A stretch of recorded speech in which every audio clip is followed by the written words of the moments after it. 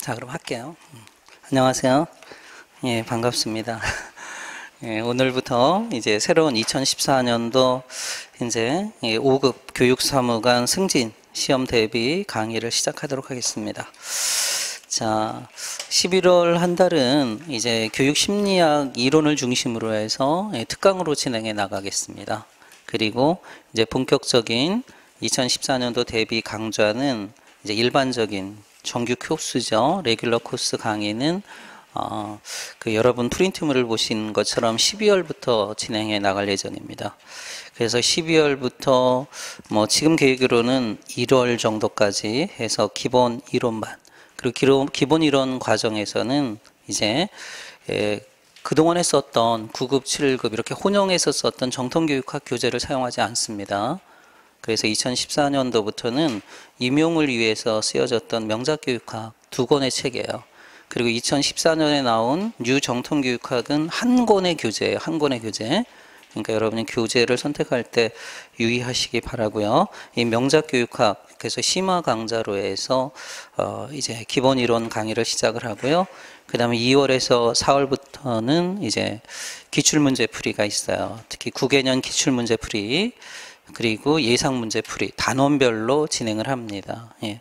그리고 중간에 이제 설날 즈음에서 9개년 문제풀이 특강이 있고요. 기출문제풀이 특강, 그다음에 암기노트 특강 이런 것이 계획되어 있습니다. 그리고 이제 본격적인 심화 문제풀이반 인텐시브 코스는 5월부터 진행해 나가려고 합니다. 예. 그래서 이때부터는 이제 실전 모의고사를 주당 3회 정도 보고요. 일요일 날 하루 정도는 이제 이론 보강하고 이런 형태로 이제 10월까지 진행할 예정입니다. 자, 그럼 이번 교육심리학 특강은 1차적으로 여러분, 우리 시험 과목은 1차는 교육학이고 2차가 교육심리학입니다. 근데 이 교육심리학 부분은 여러분들이 이 어떤 실제적인 목표를 세울 때 전략적으로 100점을 목표로 세우셔야 됩니다. 그러니까 교육학이 2013년도 기출문제는 12월 달에 공개를 하겠지만 2012년도보다는 문제가 쉬웠습니다.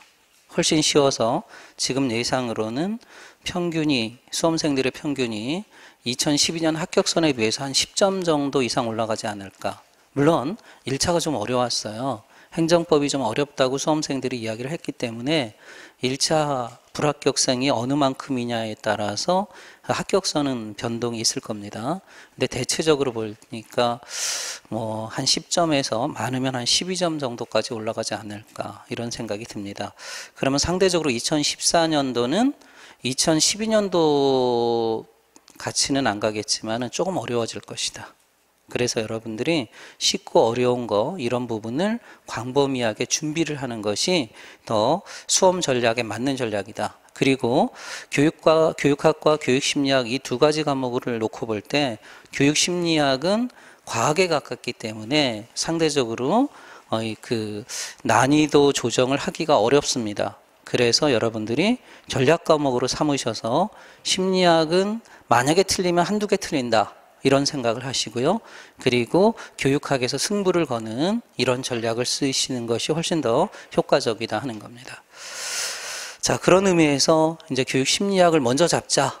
이런 의미에서 특강을 마련한 것입니다. 예. 그리고 우리가 12월 달부터 정규 코스에서는 제가 만든 수험서를 가지고, 물론 그 수험서에 다 토대가 되는 게 대학에 나온 어떤 대학 교재들입니다. 하지만 그래도 우리가 원서를 언제 보겠느냐 하는 거죠. 그런 의미에서 11월 달에 대학 원서를 중심으로 한 이러한 심리학 특강을 마련한 것입니다. 자, 스케줄은요. 학습 일정을 보시면은 이제 3권의 책을 봅니다. 제가 좀 욕심이 많습니다, 여러분. 예? 그래서 이 3권을 과연 끝낼 수 있을까? 예. 그런데 이제 여러분들에게 이제 지금까지는 2010년도까지는 제가 2권의 책만 봤는데 이제는 3권의 책을 봅니다. 그래서 제1부는 신명희 교수 외에 여러 명, 8명이 공저한 교육심리학, 이게 임용이라든지 시험에서 제일 많이 출제되는 책입니다. 그걸 가지고 2시간에 걸쳐서 합니다. 예.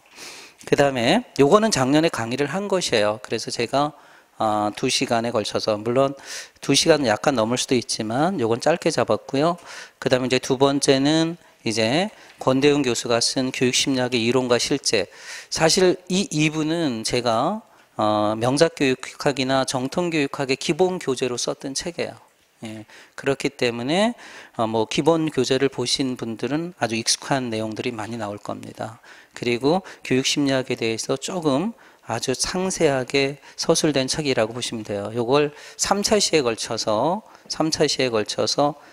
이제 다뤄보고요. 그리고 마지막에는 이제 단원별 총괄평가 그냥 테스팅을 간단히 해보면서 아, 이렇게 심리학이 시험에 출제되는구나.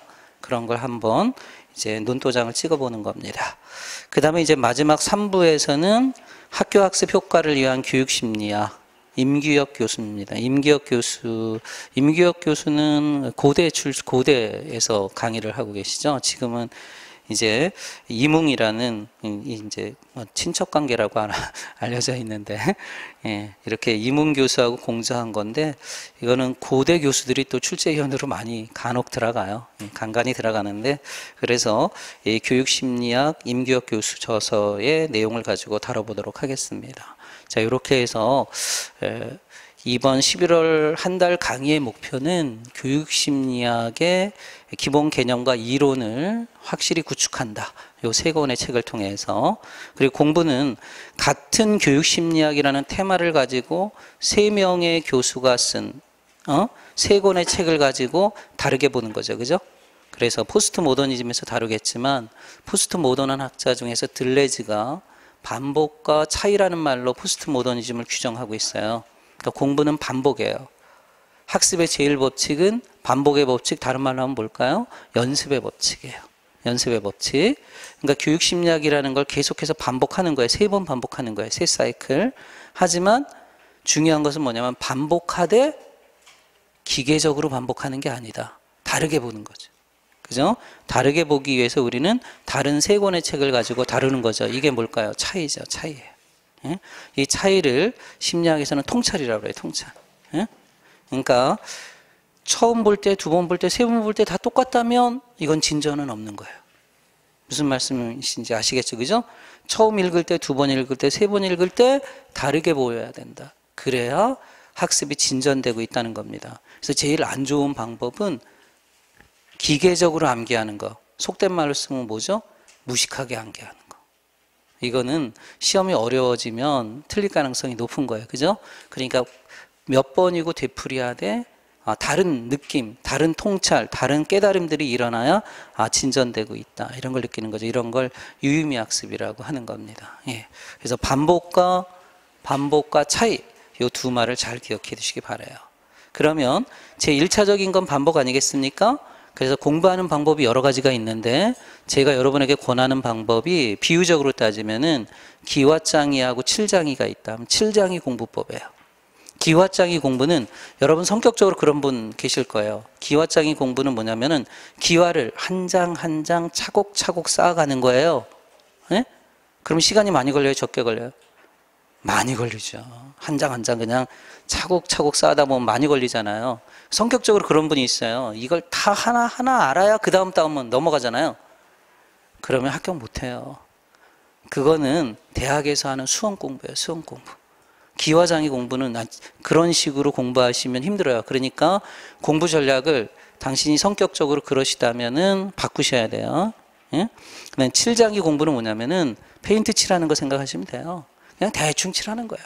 여기서부터 저기까지면 그냥 쭉 한번 갔다가 또 한 번 갔다가 그럼 처음부터 한번 쭉 칠하면 한번 읽는 거. 그러면 모르는 부분이 있네. 넘어가. 2번 칠해. 그러면 뭔가 또 아는 게 있죠. 처음 읽을 때하고 다르겠죠. 그래서 회독수를 늘린다. 이거예요. 회독수를 늘린다. 근데 많은 분들이 그렇게 못해요. 그러니까 예를 들어서 교재 한 번 끝내는데 얼마 걸리겠어요, 여러분? 한 달 걸려요. 한 달. 한 달에 한 번 봤대. 그래서 제가 하루에 한 번 보셔야 됩니다. 그러면 말도 안 된다 그러죠. 말도 안 된다. 예?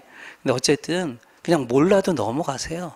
그리고 다시 읽고 그러면 나중에 본 책이 너덜너덜해지겠지? 예, 그러면 아는 거예요. 예? 예, 그러니까 모르면 그냥 넘어가세요. 그리고 2번째 읽고 3번째 읽고 그리고 자, 읽는 방법은 2번째 단계고 또 뭐가 있냐면은 동영상 계속 틀어주면은 처음에는 그냥 들으세요. 듣다가 놓치는 부분이 있겠죠. 당연히 우리가 한 번에 집중할 수 있는 집중력은 그리 많지 않아요. 그죠? 그러니까 놓쳐도 계속 듣고 또 듣고 또 듣고 듣다 보면 열린다는 거지. 그죠? 그러니까 많이 들으세요. 듣고 그리고 나중에 보기. 그러니까 지금 처음부터 보는 전략은 여러분이 기본 개념이나 이런 것들이 약하기 때문에 늦을 수밖에 없어요. 속도가. 그러니까 처음엔 많이 들어라 이거죠. 들어라. 그리고 이제 초기는 저는 예습 전략보다는 복습 전략을 더 강조합니다. 그래서 여러분이 오늘하고 내일 또는 그 다음 주 초까지 한 권의 책을 끝내잖아요. 신명기 책을 끝내죠. 그럼 동영상이 있어요. 또 읽어보면서 또 한번 복습 쫙 해보고 그런 식으로 해서 한 달 동안 심리학을 꿰면 반을 간 겁니다. 반을 간 거예요. 그죠? 예? 그러니까 우리가 뭐예요? 100문제 중에서 50문제를 맞추는 겁니다. 그리고 이제 12월 달 진행되는 강의에서 나머지 교육, 그리고 심리학의 반을 잡으면 이 반이 또 교육학의 반을 차지하고 있는 거예요. 교육학의 반을 차지하고 있는 거니까 실제로 몇 퍼센트, 100문제 중에서 몇 퍼센트를 맞추는 거예요? 그렇죠. 75% 맞히는 거예요. 75% 맞히니까 90점이 나온다면 거기다 15%만 가미를 하면 되는 거지. 그죠? 그러니까 이제 공부하실 때도 이렇게 심리학을 먼저 잡고 교육학으로 나아가시면 된다 하는 겁니다. 자, 그러면 우리가 이제 1장, 이제 제1부 교육심리학 신명희 교수의 책을 한번 보도록 하겠습니다. 그 다음 페이지 보면 차례에 따른 강의 진도표가 나와 있습니다. 예. 그래서 오늘은 이제 6장까지 나갈 계획을 잡고 있습니다. 예를 들자면 그렇다. 자, 1장 교육심리학이란 무엇인가? 기초에서 출발해서, 자, 교육심리학은 크게 교육은 여러 가지로 정의할 수 있지만 가장 많이 활용되는 정의가 인간 행동의 계획적 변화를 교육이라고 합니다. 그러면 인간을 변화시키는 게 교육이라면 인간이란 무엇인가를 알아야 되겠죠, 그죠? 그래서 인간을 탐구하는 과학적 방법이 바로 심리학이에요. 인간이란 무엇인가? 그래서 이제 학습자에 대한 이해. 그리고 제2부는 이제 그러면 또 교육심리학이 다른 심리학과 일반 심리학과 다른 점은 교수학습에 초점을 둔다는 거예요. 그러니까 제2부에서는 이제 교수학습에 대한 이해 이런 부분이 있고요. 그 다음에 제3부는 이제 교사죠. 가르치는 교사. 교육의 질은 교사의 질을 뛰어넘을 수 없다. 그래서 교수자에 대한 이해. 그리고 마지막 4부는 이제 교육 방법의 효과성을 검증하는 거죠. 뭐예요? 평가. 이게 크게 4가지 영역들로 구성되어 있다 하는 겁니다. 예, 그래서 이제 학습자에 대한 이해는 이제 이 학습자에 대한 이해는 주로 심리학의 분야 중에서 학습자의 재반 특성, 예를 들자면 지적인 특성, 그 다음에 성격과 같은 정의적 특성, 그 다음에 행동적 특성, 이런 것들이 어떻게 형성되고 변화하느냐 이런 걸 다루는 거죠. 이런 걸 이제 심리학의 분야에서는 발달 심리학이라고 해요. 주로 발달 심리학적 지식을 이용하고 있습니다. 그리고 학교 학습은 아무래도 교과서라는 교재를 활용하는 거죠. 그래서 제일 중요한 게 바로 인간의 사고와 같은 정보 처리 능력입니다. 이런 걸 심리학에서는 인지라고 해요. 커그니션, 인지. 인지 발달을 배우는 거죠. 인지 발달. 그러면 이러한 인지 발달은요, 일단 2가지 차원으로 한번 살펴봐요. 하나는, 자, 모든 사람은 크게 보면 다 사람이죠. 여러분이나 저나 다 사람이죠. 이건 같은 점이에요? 다른 점이에요? 같은 점이에요. 이 공통점을 찾는 거죠. 공통점을 찾는다는 것은, 공통점은 이거는 변화되지 않는 특성이 되겠죠. 이런 것을 이제 체계화하면 이론이 되는 거예요. 이론. 하지만 자세히 보면 어때요? 우리는 같은 사람이지만 남자 여자다. 그리고 같은 여성분이지만 다 다르죠. 그죠? 생각하는 것도 다르고 행동하는 것도 다르고, 이렇게 다른 점, 차이에 또 주목할 수가 있겠죠. 그죠? 그래서 결국은 학이라고 하는 것은 이론에 대한 탐구에서 출발해요. 이런 걸 양적 연구라고 해요. 그 다음에 최근의 연구는 차이에도 주목하는 거죠. 서로 다른 점, 그 차이에 주목하는 걸 질적 연구라고 하는 거죠. 그래서 인간에 대한 이해도 2가지 시각으로 보는 거죠. 공통점에 대한 걸, 이런 건 이론이라고 한다. 이론. 그래서 거기 보면 이제 인지 발달 이론, 성격 발달 이론, 도덕성 발달 이론, 이런 거는 공통점이에요, 공통점. 그 다음에 이제 차이죠, 차이. 차이에 해당되는 게 뭐예요? 예를 들어서 영희는 머리가 좋다. 근데 철수는 영희보다 상대적으로 머리가 나쁘다. 이런 걸 구분하는 게 뭐죠? 지능, 이런 거죠. 이런 건 뭐예요? 차이, 개인차. 응? 그 다음에 또 최근에는 뭐 정부에서도 이야기하는 것처럼 뭐 창조 경제다 뭐 이런 말 쓰잖아요. 그래서 21세기는 지능보다는 뭐의 시대다? 창의성, 이런 것도 차이잖아요. 그죠? 어떤 학생은 창의성이 높고 어떤 학생은 창의성이 낮고 이런 겁니다. 예. 예. 그 다음에 또 뭐 특수학습자 이런 건 다 차이예요. 차이. 그 다음에 예, 학습자의 다양성 이런 건 차이가 되겠죠?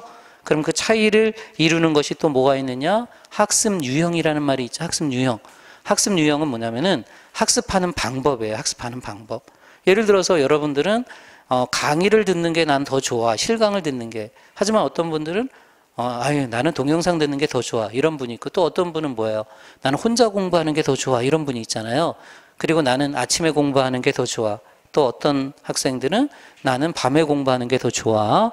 이런 걸 학습 유형, 학습 선호도 유형이라고 하죠. 이런 것도 차이예요. 그 다음에 성별의 차이도 있잖아요. 남성과 여성. 그러니까 까놓고 얘기하면은요. 지금 이렇게 둘러보시면 여러분 주변을 둘러보세요. 남성이 많아요? 여성이 많아요? 여성이 많죠? 여성이 많은 게 여러 가지 이유가 있겠지만 그래도 학습은 누구한테 유리해요? 성별로 보면. 여자한테 유리해요? 남자한테 유리해요? 여자한테 유리해요.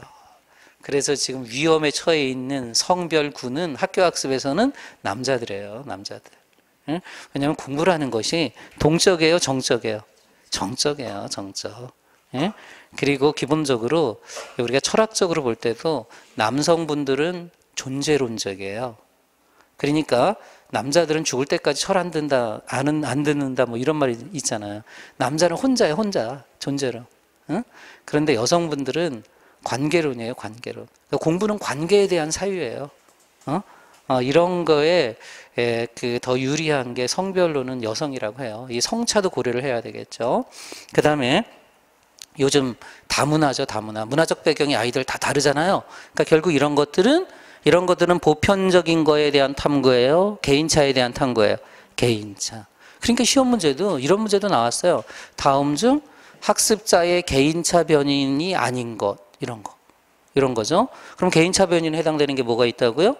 지능, 창의성, 뭐 학습 유형, 그 다음에 성차, 다문화 이런 거죠. 그죠? 이런 겁니다. 예. 그 다음에 이제 제2부 교수학습의 이해예요. 자, 일단 우리가 제1부는 학습자, 인간이란 무엇인가를 이론과 개인차 두 가지 측면에서 살펴보았죠. 일반적으로 전체 심리학의 파트에서 이 부분이 한 70% 나온다라고 보시면 돼요. 네, 그리고 이제 학습자에 대한 이해, 이 학습 심리학의 부분들이 이제 한 30%다 하는 거죠. 그러니까 인간의 변화입니다. 그럼 이렇게 생각할 수 있잖아요. 여러분이 공부를 조금 쉽게 하는 방법은 뭐냐면요. 시험 문제는 두 가지 유형의 문제밖에 안 나와요. 두 가지 유형. 하나는 뭐냐면, 우리가 인지 발달 이론 이렇게 배웠죠. 이론이라고 하는 것은 세상을 설명하는 하나의 틀인데 어떤 학자의 주장이에요. 학자. 그죠? 그러니까 요거는 학자들이 주장하는 게 하나가 있어요. 요런 거는 이론의 토대가 되는 게 개념이에요. 개념. 그리고 개념은 쉽게 얘기하면 단어고 그 개념과 개념의 관계망이 원리예요. 법칙이에요. 규칙이에요. 이 원리는 이론이에요. 이론. 뭐 프리맥의 원리, 빈도수가 높은 행동이 빈도수가 낮은 행동보다 더 높다. 이 원리는 문장이에요. 문장. 그리고 그 문장을 여러 개 문장을 체계화하면 뭐가 될까요? 그게 이론이 되는 거야. 이론. 그래서 인지발달 이론, 성격발달 이론 이렇게 되는 거죠. 그럼 결과적으로 그 여러 가지 이론들을 다 묶어놓으면 학이 되는 거죠. 학. 그러면 결국 그 학이나 이론의 토대가 되는 게 뭐죠? 개념이죠. 개념. 그러니까 개념을 이해해야 되는 거지. 예? 이 개념과 관련된 문제가 70 내지 80%가 나오는 거예요. 예? 그럼 예를 들어서 이론이라는 게 나오면 학자들을 알아야 되겠죠. 피아제 인지발달 이론. 그럼 피아제가 어떤 개념을 써서 인지발달을 설명하고 있느냐. 그럼 피아제가 쓰는 개념을 알아야 되겠죠. 예를 들자면 평형화, 그 다음에 뭐 동화, 조절 이게 무슨 뜻인가. 이번 시험에 뭐가 나왔냐면 조직화가 나왔지, 조직화. 근데 사람들이 조직화를 조작으로 많이 갔지, 조작을. 조직화하고 조작은 다르거든요. 근데 그것도 아마 내가 맞았을 거야 이렇게 생각하는 분들이 있어요. 그러니까 우리 시험이 쉬웠다. 대부분 사람들 다 쉬웠다. 그래서 말은 안 하고 있지만 다 합격할 거다. 그런 생각을 하고 계셔요. 근데 보고 나다 보면 저는 알죠. 미세한 차이를 요런 부분에서 공부력이 짧은 사람은 틀렸을 것이다. 요런 부분에서. 그러니까 그게 만만한 게 아니에요. 그래서 다 제가 예상 합격선을 공개했지만 어떤 분들은 나 다 넘을 거야 막 이렇게 나오죠. 근데 내가 생각으로 넘을 거야 하는 건 의미가 없어요. 근데 나 90점이야 이렇게 말한 분들은 답을 다 적어 나온 분이지. 그래서 가장 기본적인 건 여러분들이 모든 시험에서는 내가 몇 점이냐는 것을 정확히 하는 게 중요해요. 나 몇 번 답 썼어. 그래서 틀렸어. 그래야 진전이 있는 거지. 그냥 맞은 것 같아. 이런 건 의미가 없는 거야. 맞은 것 같아. 그래서 실제 시험은, 실제 합격선은 다소 변동이 커요. 왜냐하면은 적어 나와서 채점한 분들은 정확하지만 많은 분들은 그거 쉬운 거 다 맞았을 거야. 이거는 실제로 그렇지 않다는 거예요. 예. 자, 이렇게 개념을 정확히 아는 게 중요해요. 예를 들어서 프로이드로 가면 또 이제 뭐 이드다, 에고우다, 슈퍼에고우다 이런 정확한 개념들. 그 개념에서 출발하는 거예요. 그리고 20% 정도가 뭐냐면 사실이에요, 사실. 그러니까 개념을 파악해야 되니까 유의미 학습이죠? 근데 사실은 뭐예요? 예를 들어서 법이 나오는 거죠. 2013년도에 나온 문제가 뭐였냐면 학습 부진화와 관련된 초중등교육법에 대한 규정이 나왔어요. 이건 이해해야 돼요? 외워야 돼요? 그건 외워야지. 그건 사실이잖아. 예? 그 다음에 학교 운영위원회의 규정. 이거는 이해해요? 사실이에요? 사실이지. 요거는 기계적으로 암기하는 거예요. 예? 그래서 문제는 크게 두 가지의 유형이에요. 이론을 묻느냐, 개념을 묻느냐, 사실을 묻느냐 하는 거죠. 근데 대부분은 뭐다? 개념이다 이거죠. 개념. 근데 혹자는 여러분이 혼자 공부하신 분은 제멋대로 이해하는 거지. 그래서 삐아제의 개념을 자기 방식대로 이해하면 돼요, 안 돼요? 안 되죠. 삐아제가 쓴 방식대로 이해를 해야 되겠죠? 그래서 공부를 잘하는 방법은 뭐예요? 결국은 나의 생각과 출제자의 생각이 맞으면 100점이죠. 그죠? 올해는 사무관 시험, 그동안 사무관 시험, 이론 시험 이후로 아마 시험이 쉬워서 그랬는지 몰라도 그래도 쉽다고 해도 만만한 문제들이 아닌데 아마 예상컨대 100점이 나올 거예요. 100점이. 이게 초유의 역사일 겁니다. 100점이 나온다면. 정답이 변화가 없는 한 100점이 나올 겁니다. 예. 그러면 그분은, 모의고사 때 100점을 맞은 분이었거든요. 근데 그분이 만약에 100점이 나온다면은 아마 초유의 일이죠. 그러니까 자신의 생각과 출제자의 의도가 딱 맞은 거죠. 그러니까 공부를 제일 하기 어려우신 분이 뭐냐면 공무원이에요. 왜? 고집을 많이 부리니까. 고집 부리는 사람이 있어요. 이건 말도 안 된다. 이거 삐아제가 틀렸다. 그럼 왜 공부하세요? 이런 거죠. 그러니까 이게 학습은 구성주의적으로 하셔야 돼요. 그러니까 쉽게 머리를 놓고 그냥 삐아제 입장에서 한번 생각해 보는 거, 이런 훈련을 많이 하시는 게 필요하다 하는 겁니다. 그러려면은요, 내 관점을 버리는 훈련부터 하셔야 돼요. 내 관점을.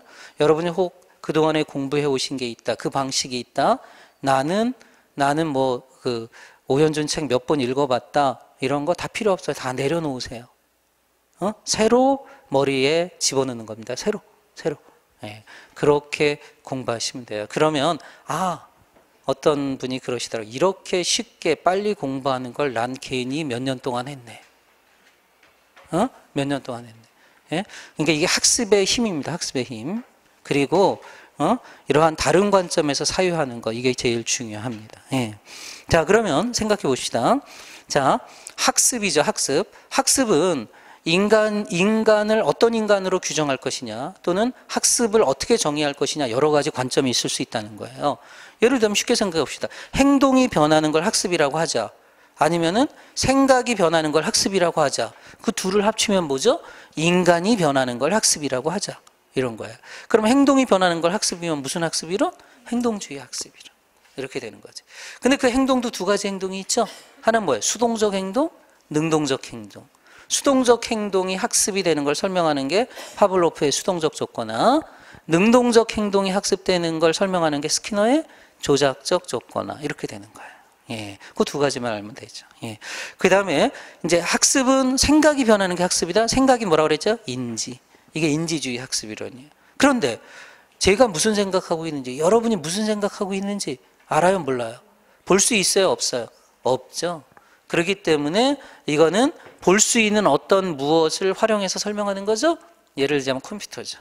컴퓨터에 비유해서 설명하는 것이 정보처리 이론이라고 하는 겁니다. 예. 그래서 인지주의 학습 이론, 정보처리 학습 이론. 그 다음에 이건 이론 분야고요. 그 다음에 이제 학습의 개인차에서 요즘 또 시험에 많이 나오는 건데 지능과 더불어서 많이 나오는 게 동기죠. 동기예요. 학습, 어떤 행동을 유발하게 하고 어떤 행동을 지속하게 하는 힘. 그죠? 그리고 목표를 향해서 나아가게 하는 힘이 바로 뭐예요? 동기.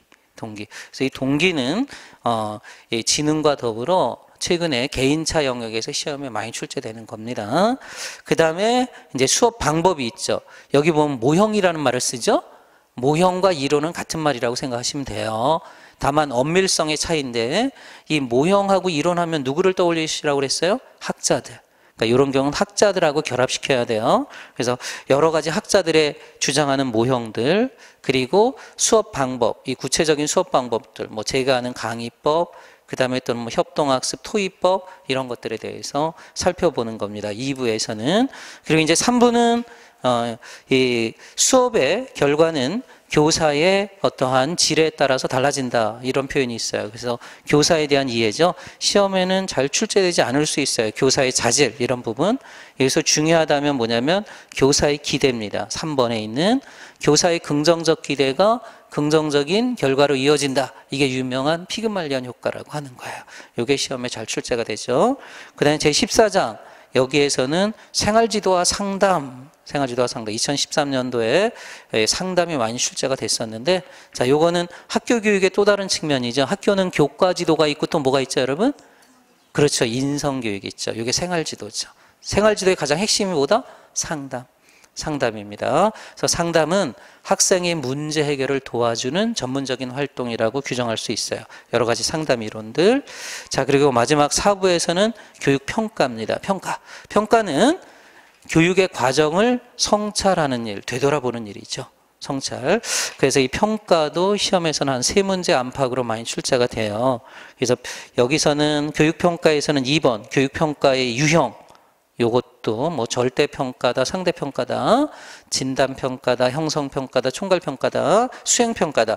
그 다음에 3번, 좋은 검사, 좋은 평가가 지니할 조건. 요것도 반드시 나오는 거죠. 검사가 지니할 조건 중에서 뭐 타당도다, 신뢰도다, 객관도, 실용도 이런 거. 예. 그 다음에 뭐 5번 수행평가, 6번 표준화 검사. 예. 이런 겁니다. 이런 내용으로 심리학의 내용들이 구성되어 있어요. 뭐 대다수, 그러니까 모든 심리학 책은 다 이런 내용들로 구성되어 있는데 다만 설명하는 방식들이 학자들마다 조금씩 다르다 하는 겁니다. 이렇게 해서 오늘부터 약 2시간에 걸쳐서 한 2.5시간 정도 여러분이 보시면 돼요. 신명희 교수의 여러 명이 쓴 교육심리학이라는 책을 살펴보고요. 이것이 끝난 다음에 2부는 권대훈 교수의 교재, 그리고 3부는 임규혁 교수의 교재로 진행해 나가도록 하겠습니다. 그러면 이제 신명희 교수의 교재는 다음 시간부터 시작할게요. 예, 쉬었다 하겠습니다.